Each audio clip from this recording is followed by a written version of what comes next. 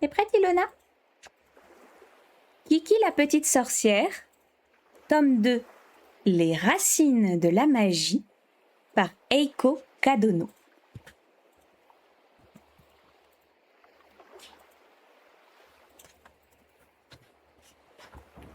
Chapitre 1. De retour à Koriko. Il y a 14 ans de cela, dans un petit bourg niché entre une forêt profonde et des collines en pente douce, naissait une petite fille prénommée Kiki. Cette fillette avait un petit secret. Bien que son père fût un humain des plus ordinaires, sa mère, elle, était une sorcière. Kiki l'était donc à moitié. À l'âge de 10 ans, elle prit la décision de mener une vie de sorcière, exactement comme sa maman avant elle. Mais Kiki ne possédait pas beaucoup de pouvoirs magiques. À vrai dire, le seul et unique qu'elle détenait était de voler à travers le ciel sur un balai. Et elle était plutôt douée.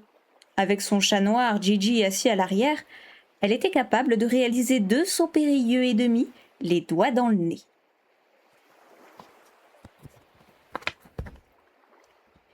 Kiki et Gigi furent élevés ensemble, mais Gigi, lui, n'avait aucun pouvoir. Bien que sa capacité à discuter avec son ami dans un langage compris par eux seuls fût sûrement une forme de magie. Kokiri, sa maman, savait voler sur un balai et concocter des remèdes contre les éternuements. La maman de Kokiri, la grand-mère de Kiki, avait bien d'autres pouvoirs. Elle connaissait par exemple un sortilège pour préparer des paniers repas qui ne se gâtaient pas.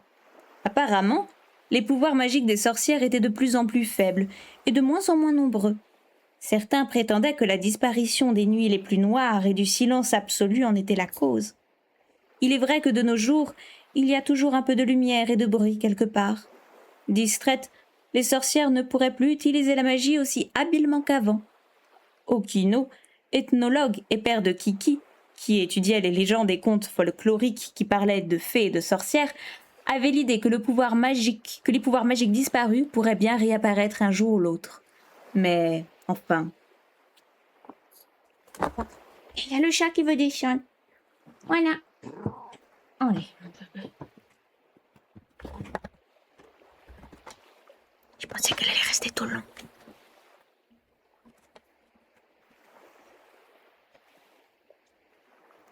À l'âge de 13 ans, toutes les sorcières prennent leur indépendance le soir de pleine lune de leur choix. Elles quittent le nid familial en quête d'une ville ou d'un village où aucune autre sorcière ne s'est établie et, grâce à leur pouvoir magique, elles doivent commencer à vivre par leurs propres moyens. C'est une règle très importante qui permet de faire savoir au plus grand nombre que les sorcières existent toujours en ce monde.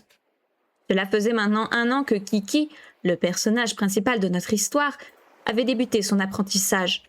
La jeune sorcière avait trouvé une grande ville du nom de Koriko, située au bord de la mer, s'y était installée et avait ouvert un service de livraison de colis par les airs. Elle avait vécu de nombreuses aventures mêlées de tristesse et de surprise et d'excitation au cours de sa première année d'apprentissage. Et elle avait transporté de nombreuses choses, certaines visibles, d'autres non. Ainsi, après avoir vécu tant d'épreuves et fait tant de rencontres, Kiki était retournée dans son bourg natal. Et voilà Kiki et son fidèle Gigi sur le chemin du retour, direction Koriko. Le balai volait dans le ciel avec fluidité. « Gigi, regarde! On voit Koriko !» La jeune fille montra du doigt un point à l'horizon. La ville se dessinait peu à peu dans le ciel que le soleil couchant marbrait de ses lueurs violettes. La tour de l'horloge s'illumina en premier. Kiki n'était pourtant pas partie bien longtemps, mais en pensant à cette rue, à ce virage, à la forme de ce toit et au visage de tous ceux qu'elle avait rencontrés, elle se sentit tout à coup submergée par l'émotion. Quand je suis arrivée ici, il y a 1 an, je n'étais encore qu'un bébé sorcière. Eh bien, Gigi, juché sur le branchage du balai, fit claquer sa langue. Quoi? Non, rien. C'est juste que tu n'as pas tant changé. Dis donc, Gigi. La jeune fille se redressa et prit de la vitesse. Le soleil couchant plongea dans la mer. La lune fine et arquée, comme les sourcils d'une femme coquette, se découpa dans le noir du ciel. Il y a 1 an, quand je suis partie, la lune était ronde et pleine. Ce soir, elle est vraiment maigrichonne. Oui, On dirait un fantôme, ajouta Gigi. Kiki baissa le manche de son balai et amorça lentement sa descente. La nuit était maintenant tombée. Ils n'étaient pas encore tout à fait arrivés en ville, et les arbres touffus s'alignaient sous eux comme des spectres noirs. « Aïe! Aïe !» s'écria soudain la jeune fille. Quelque chose l'avait frappée à la jambe. Gigi rentra la tête dans les épaules. « Un truc vient de me frôler la joue. Ça pique! Qu'est-ce que ça peut bien être ?» La petite sorcière fit demi-tour à toute vitesse. Elle aperçut une masse blanchâtre qui se balançait de droite à gauche au sommet d'un arbre exceptionnellement grand.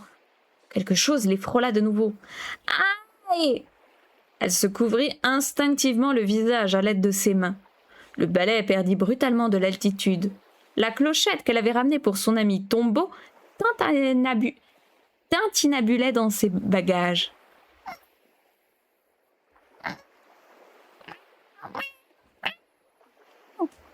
Hurla Gigi. J'en ai fait plusieurs pour que ça rende vraiment bien. Kiki essaya désespérément de reprendre le contrôle de son balai. En vain. Il plongeait en piqué en direction du sol. « Là! Attrape une branche !» s'écria Gigi, agrippée de toutes ses forces à la jupe de son ami.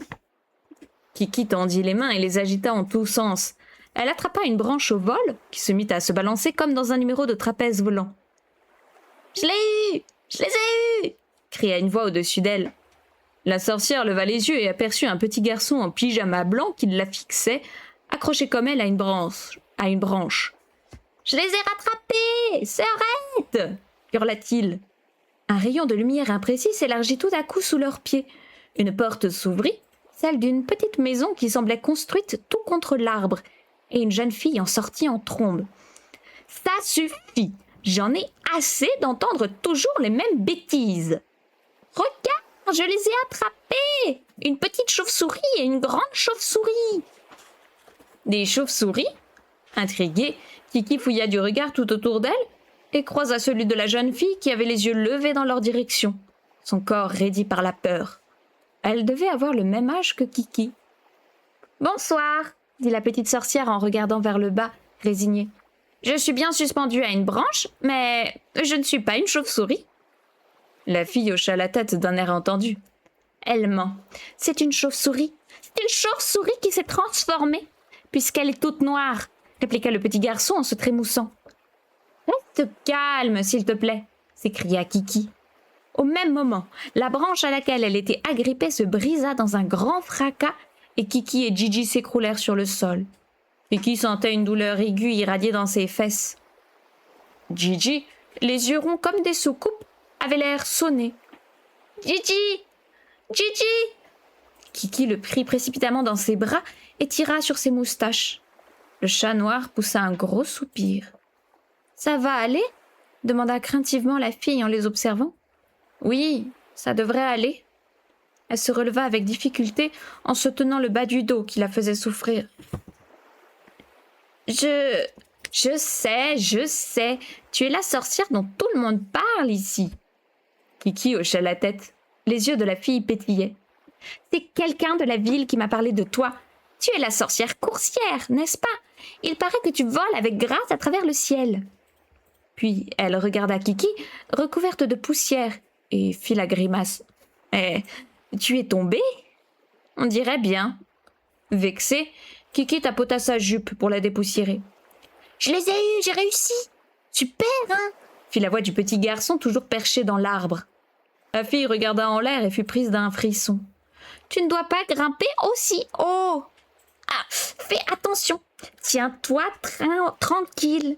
T'inquiète pas. Le garçon attrapa une branche au-dessus de sa tête comme pour en mettre plein la vue à sa sœur.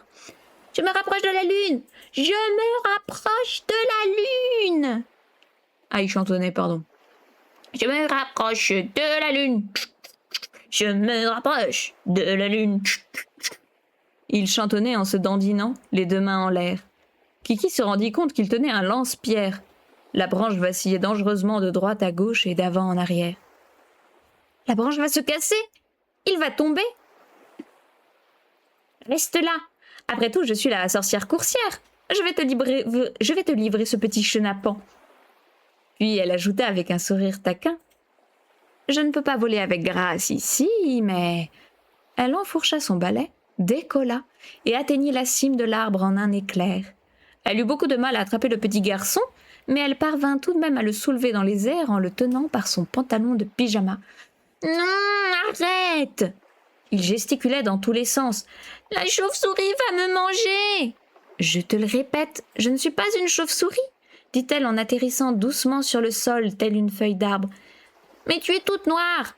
Dépêche-toi de remettre la lune à sa place, et bien ronde, comme elle l'est d'habitude. » Remettre la lune à sa place ? Quel drôle de petit garçon, s'étonna Kiki en tournant la tête vers sa sœur. Désolée, fit celle-ci en haussant les épaules. Mon petit frère, il adore la lune, et en particulier la pleine lune. Il arrive parfois qu'elle se cache, et parfois même qu'elle disparaisse totalement. N'est-ce pas ? Et pourquoi la lune a disparu ? Dis pourquoi elle a disparu ? Il me rend folle à me poser toujours la même question. Et hier soir, il a même pleuré en la voyant si fine dans le ciel. Quand il m'a demandé pourquoi elle était comme ça, je n'ai pas vraiment réfléchi et je lui ai dit qu'une grande chauve-souris l'avait sûrement cachée. C'est pour cette raison qu'il m'a jeté des pierres. Kiki caressa ses jambes où perlait du sang. Gigi grogna, la queue dressée. « Oh non ! Sa queue est un peu tordue !» La fille s'accroupit et caressa la queue du chat noir d'un air navré. « Hé, remets la lune à sa place, je t'ai dit !» Le petit garçon tirait Kiki par la jupe de toutes ses forces. Voilà qu'il recommence. Papa et maman sont à l'étranger pour leur travail. En tant que grande sœur, j'aimerais pouvoir avoir toutes les réponses à ces questions. Quand il s'agit des plantes ou des fleurs, des environs, je peux m'en sortir, mais en ce qui concerne ce qui se passe dans le ciel, si lointain, si immense, notre grand-mère qui vient nous rendre visite de temps en temps dit toujours que la lune est faite de fromage et que les souris l'ont grignotée. Mon petit frère, lui, répond que les souris ne peuvent pas voler aussi haut. Il est lucide sur certains points. Dis, fit Kiki en dévisageant le petit garçon. D'après ce qu'on m'a raconté, si la lune devient si petite, c'est qu'elle est partie en promenade par-delà les montagnes qui se trouvent dans le ciel. Répondit le petit garçon en levant le nez en l'air. Tu as devant toi une demoiselle chauve-souris toute noire. Je vais m'envoler et demander à la lune de revenir comme elle était, car un petit garçon l'attend avec impatience. Tu veux ? Vraiment ? Tu peux lui demander de m'en faire le serment ? Oui, je vais lui livrer ta poignée de main, un signe de promesse. Waouh ! Génial ! Alors serrons-nous la main ? Kiki lui tendit la main qu'il serra. Dis à la lune toute ronde de rentrer le plus tôt possible. D'accord. Merci, tu me sauves la vie. Tu es plutôt maligne, dit la jeune fille en éclatant d'un rire soulagé. Bon, j'y vais. Kiki enfourcha son balai. Gigi sauta derrière elle. Le balai flotta dans les airs et s'éleva bien au-dessus des arbres. Au revoir. Kiki orienta le manche vers le haut et se tint prête. De nouveau, la voix aiguë du petit garçon leur parvint. Dis, fille violente, tu m'as dit que tu allais lui livrer ma poignée de main. Mais la lune, est-ce qu'elle a des mains ? Je vais les chercher. Si tu ne les trouves pas, serre-lui la queue, celle qui est juste devant toi. Quoi ? Ce serait sa queue ? Elle observa la lune fine et arquée. La chance ! Le chat aussi a une queue. Elle bouge. Dis, pourquoi le chat a une queue et pourquoi moi j'en ai pas ? S'écria le petit garçon. Eh bien, pourquoi ? Tiens, sûrement parce que le chat marche toujours à quatre pattes. Kiki volait sur place. Ça suffit, rentre à la maison et file te coucher, dit la fille en le tirant par la main. Bon, au revoir. Kiki leva les yeux vers la lueur de la lune en souriant et prit peu à peu de l'altitude. Allons lui serrer la main. La sorcière leva la main droite en direction de la lune qui, malgré sa maigreur, scintilla de toute sa splendeur dans le ciel noir. « Allez, serre-moi la pince, la lune !» cria-t-elle. Elle continua de s'élever dans le ciel. Elle vola le plus haut possible, et quand elle parvint là où l'air était froid et pinçant, elle secoua la main 2 fois, de haut en bas. « Voilà, je t'ai livré la poignée de main du petit garçon. » Elle commença à redescendre doucement. Dis-moi, Kiki, fit Gigi d'un ton cérémonieux à l'arrière du balai. Ça ne te dérange pas plus que ça de mentir à un petit garçon? En réalité, on ne peut pas livrer une poignée de main. Pourquoi dis-tu que c'est un mensonge? Puisqu'on ne peut pas vraiment atteindre la lune. Mais les sentiments, eux, peuvent s'envoler jusqu'à elle. Ça reste impossible de lui serrer la main. Tu sais, Gigi, un mensonge peut parfois mettre de bonne humeur. Voyant que son amie était sur le point de répliquer, elle s'empressa d'ajouter. Allez, rentrons chez Osono. Mais d'ailleurs, Kiki, pourquoi il fait noir pendant la nuit? Dis, pourquoi? Quel sale petit copieur tu fais, Gigi? Sûrement parce que le ciel a les yeux fermés. Le ciel, il a des yeux? Il leva la tête en l'air, les paupières mi-closes. Kiki l'imita. Elle eut l'impression soudaine que la lune en forme de sourcil s'était fermée et rouverte comme un clignement d'œil. Mais Kiki avait simplement éternué. Regardez qui voilà! C'est bien toi, Kiki? Le corps potelé d'Osono qui se tenait dans l'embrasure de la porte tremblotait. Puis, elle chuchota d'une voix un peu plus grave. Kiki est de retour! Vraiment? Oui, j'ai eu envie de me livrer. Ici, à Corico, répondit la petite sorcière en hochant la tête. J'en suis ravie. Osono l'attrapa par les mains. Entre donc, dit-elle en l'attirant à l'intérieur. L'odeur du pain embaumait la pièce et rappela de bons souvenirs à Kiki. Te voilà, on t'attendait. Quoi? Le mari d'Osono malaxait des boules de pâte à pain pour le lendemain matin. Sur l'assiette de Kiki reposait un pain fourré aux haricots rouges et un autre au citron. Comment va le bébé? Elle vient à peine de s'endormir. On est tranquille, dit la boulangère en montrant les taches du doigt. Et puis, ce n'est plus vraiment un bébé. Elle s'est mise à marcher tout à coup. Elle fait pas mal de bêtises. Je ne peux pas la lâcher des yeux une seconde. Elle arrêta son regard sur Kiki. Que t'est-il arrivé? Tu as de la terre sur les joues. Oh là là! Et des feuilles dans les cheveux. Mais qu'est-ce qui arrivait à la queue de Gigi? Elle est toute tordue en forme de L. Oui. Vous auriez des pansements? Regardez. Kiki releva sa jupe. Oh, mais tu saignes? Il y a un vilain petit garnement perché au sommet d'un arbre qui m'a attaqué avec son lance-pierre dans la forêt. Un vilain petit garnement. Elle leva les yeux à toute vitesse en direction de l'étage. Ne vous en faites pas, Osono. C'est d'un autre enfant dont je parle, dit Kiki en éclatant de rire. Osono posa la main sur sa poitrine dans un geste empathique et s'empara d'une boîte à pharmacie posée sur une étagère. On peut désinfecter des blessures et te mettre de la pommade, mais ce qui m'inquiète le plus, c'est Gigi. Je pense qu'un fer à repasser ne fera pas l'affaire, mais peut-être que si on la pressait... Ah, voilà! On va poser l'oreiller de Fukuo toute la nuit sur sa queue pour le redresser. La boulangère ouvrit la boîte à pharmacie avec empressement. Gigi tourna la tête et regarda sa queue d'un air misérable. Ton retour a été mouvementé, mais ça te ressemble bien. Oui, on dirait bien que cette année aussi va être agitée, ajouta Kiki en haussant les épaules.